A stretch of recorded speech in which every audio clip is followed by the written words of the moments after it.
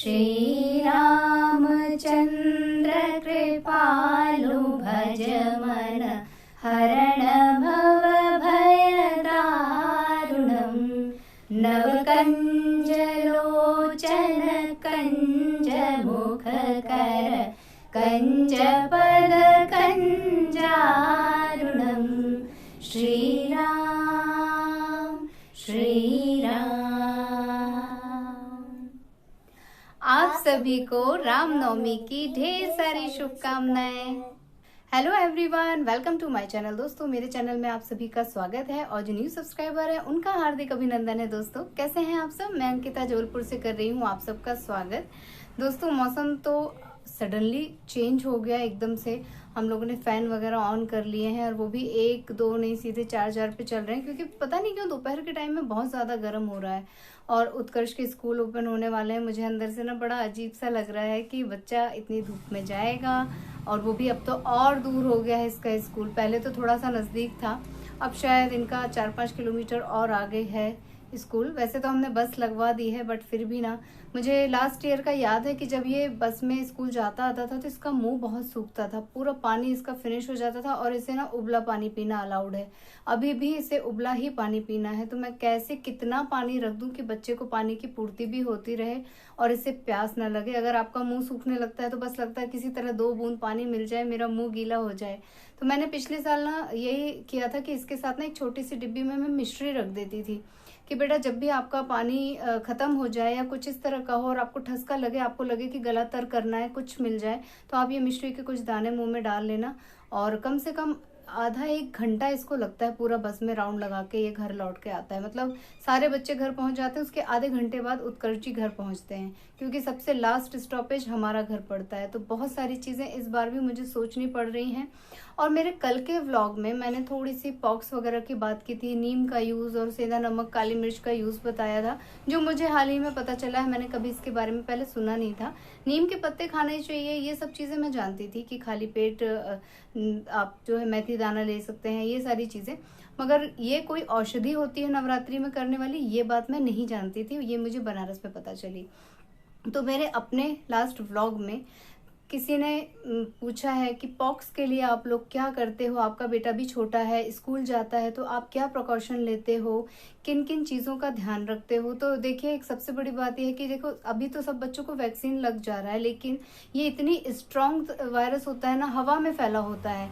अगर किसी एक बच्चे को है या किसी एक बड़े को है, ये तो फिर तो आपको होना ही है, क्योंकि हवा के संपर्क में हम आते ही आते हैं। तो जो डॉक्टर वगैरह अभी भी बोल रहे हैं, या मैंने अभी लेटेस्ट सुना है, वो बोल रहे हैं आप मास्क लगाओ। अगर किसी बच्चे को इस तरह का फीवर वगैरह आया है तो उससे आप अपने बच्चे को दूर रखो, जो कि पॉसिबल बिल्कुल नहीं है। हम ध्यान रख सकते हैं, बट बच्चे ध्यान नहीं रख सकते हैं। और मुझे जो मालूम है कि इस टाइम में जो सहजन होता है, ड्रम स्टिक, उसकी सब्जी देते हैं, उसका सूप देते हैं, और यही सारी चीजें मैं भी कर रही हूँ। मैं हफ्ते में 2-3 बार ड्रम स्टिक जरूर बना लेती हूँ। अगर ड्रम स्टिक की सब्जी नहीं बन पाती है तो मैं सूप जो बनाती हूँ चुकंदर, गाजर, लौकी का, परवल का, उसमें 2 ड्रम स्टिक जरूर डाल देती हूँ कि उसका रस जो है सभी के बॉडी में जाए। केवल उत्कर्ष नहीं, उत्कर्ष के पापा भी बाहर जाते हैं, पूरे स्कूल के बच्चे उनके संपर्क में आते हैं, तो बड़ों को भी ये चीजें हो रही हैं, केवल बच्चों को नहीं। हम अभी ट्रेन में गए थे और कई बार ये होता है कि आप फर्स्ट एसी में हो, सेकंड एसी में हो, आपके बेडशीट वगैरह तो धुले हुए मिलते हैं, टॉवल वगैरह धुले हुए मिलते हैं, बट कंबल वहां के कभी भी धुले नहीं होते हैं। तो प्रिकॉशन के तौर पर मैंने यही सीखा है कि हम अपना खुद का चादर लेकर जाते हैं। कभी भी अगर हमें ओढ़ना होता है तो हम पहले अपना चादर ओढ़ते हैं, उसके बाद हम उस ट्रेन के चादर को, टॉवल को या किसी भी चीज को हाथ लगाते हैं। अदरवाइज हम अपना खुद का ही यूज करते हैं। जितनी सावधानी हो सकती है मैं उतनी तो बरतती हूँ। उत्कर्ष को सैनिटाइजर दे के हमेशा याद रखने को बोलती हूँ कि बेटा सैनिटाइज करना मत भूलना, जो भी कुछ थोड़ा बहुत याद रहता है। और मुझे अच्छे से मालूम है ये बाहर जाके भूल भाल जाता है, ये लापरवाही बहुत करता है। जो भी कुछ मैं जानती थी मैंने कल के ब्लॉग में तो शेयर किया ही है दोस्तों।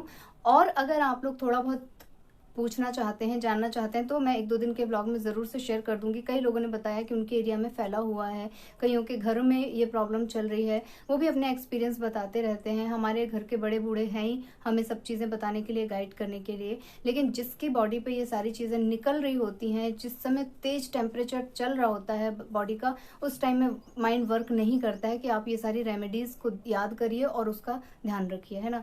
तो बहुत सारी चीज़ें हैं। मैंने कल मैसेजेस पढ़े तो मुझे लगा कि यार मैं इस बात के लिए तो तैयार थी ही नहीं कि अगर मेरे से लोग इस तरह का कुछ क्वेश्चन करेंगे तो मैं उसका क्या रिप्लाई करूंगी, बट मैं करूंगी ज़रूर। मेरे पास है आयुर्वेद की कई सारी बुक्स हैं, उसमें दिया हुआ है बहुत सारी चीज़ें, बट मुझे थोड़ा सा वक्त चाहिए उन्हें पढ़ने के लिए। और हाल फिलहाल जो हर साल मैं करती हूँ वो तो मैंने आप लोगों को ओरली बता ही दिया है। इसके अलावा मैं खुद एक प्रॉब्लम से इस समय जूझ रही हूँ दोस्तों। मेरे लेफ्ट लेग में, पैर के तलुओं में चाई हुई है। चाई हम लोग उसको बोलते हैं, एक छोटी सी गांठ है और जो चलने में मुझे पेन करती है। और जब मैं पानी में, गुनगुने पानी में अपने पैर डालती हूँ और उसे क्लीन करके देखना चाहती हूँ कि ये क्या चीज़ है, तो ऐसा लगता है जैसे कोई कील धंसी हुई है। और जब उसे हम कुरेदते हैं तो कुछ नहीं निकलता है, बल्कि दर्द बढ़ता जाता है। तो मैंने सुना है कि पैरों में चाई हो जाती है कई लोगों को, और ये इसका रीज़न आप सटीक नहीं बता सकते हैं, क्योंकि मैं जिस तरह के घर में रहती हूँ यहाँ पे इस तरह की चाई वाई होने का कोई सवाल ही नहीं उठता, बट मुझे हो गई। हो सकता है डस्ट से हो रही हो, अगर आप स्लीपर वगैरह नहीं डालते हैं उसकी वजह से होती है। कई लोगों को खेत वगैरह में काम करने में, या पहले कुछ कील वील धसी हुई होती है वहीं पर और ज़्यादा डस्ट वगैरह जमने से हो जाती है।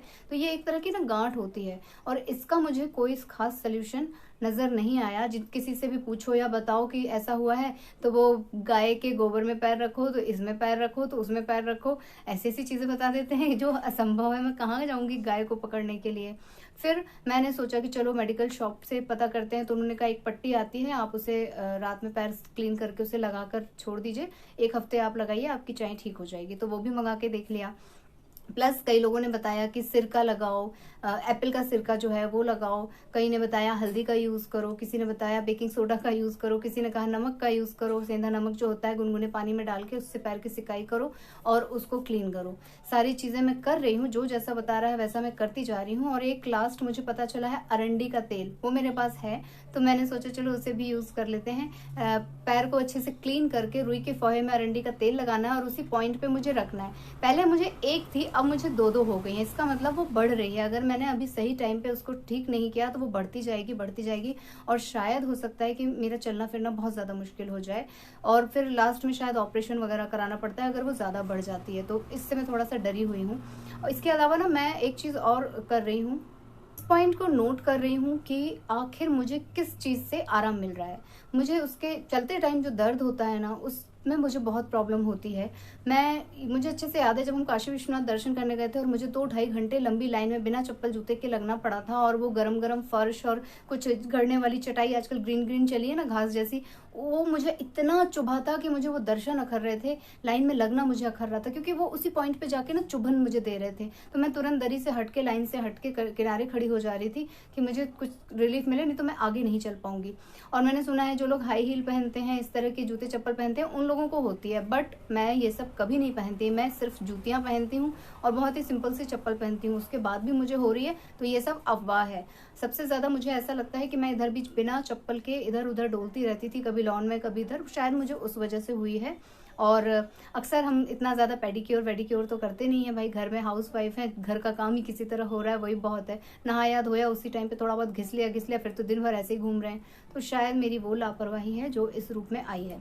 तो जैसे भी मुझे आराम आएगा मैं ये चीज़ें आप लोगों के साथ ज़रूर से शेयर करूँगी, क्योंकि बहुत सारे लोगों को, बहुत सारे, जैसे मैंने नाम लिया है ना और जो रिएक्शंस आए हैं उसके हिसाब से मुझे लगता है कि ये बहुत ही कॉमन चीज़ है जो मुझे अब हुई है। और कई लोगों ने तो बोला कि ये सिर्फ बुढ़ापे में होती है, तुम्हें अभी से हो गया है। तो भाई ये तो मुझे नहीं मालूम कि बुढ़ापे में होती है, लेकिन मुझे ये ज़रूर लगता है कि इधर भी डस्ट, गर्दा वर्दा ये सब बहुत है, हो सकता है उस गंदगी की वजह से हुई हो। और चूंकि ये बढ़ रहा है इसलिए मैं ज़्यादा कॉन्शियस हूँ, इसे सबसे पहले मुझे क्योर कर देना है।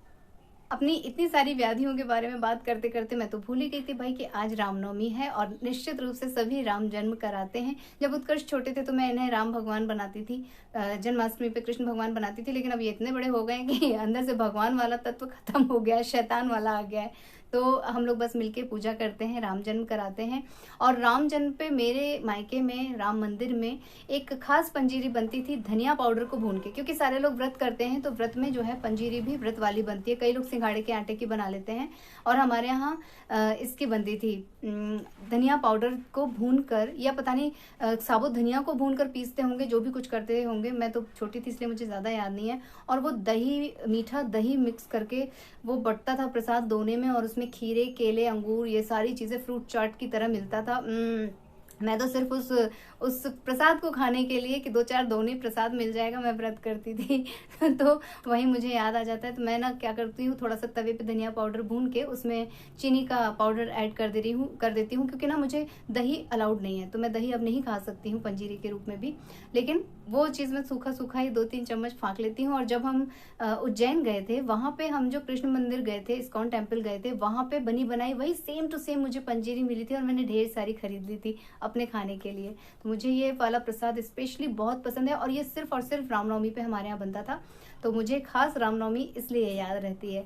और जब उत्कर्ष हुए हैं या अपने ससुराल में जैसा मैंने देखा है वैसा मैं करती हूँ। ठीक 12 बजे राम जन्म होता है और साथ के साथ दुर्गा मैया की पूजा होती है, हवन होता है, उनको भोग चढ़ता है। और उनका भोग बहुत ही सिंपल होता है, छोटी छोटी सी पूड़ियाँ होती हैं, हलवा होता है और घुगनी होती है चने की। बस यही प्रसाद हमारे यहाँ चलाया जाता है।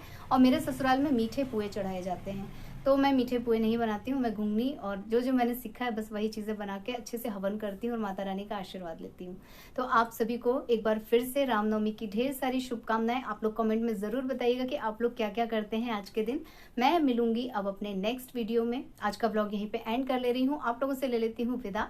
और आप लोग ढेर सारा आशीर्वाद और प्यार बनाए रखिएगा। और जो लोग नए हैं प्लीज़ मेरे चैनल को सब्सक्राइब कीजिएगा, वीडियोज़ को लाइक कीजिएगा और अपनी फैमिली और फ्रेंड्स के साथ उसे शेयर कीजिएगा। दोस्तों बाय बाय, अपना ख्याल रखिएगा। Bye bye and thank you for watching.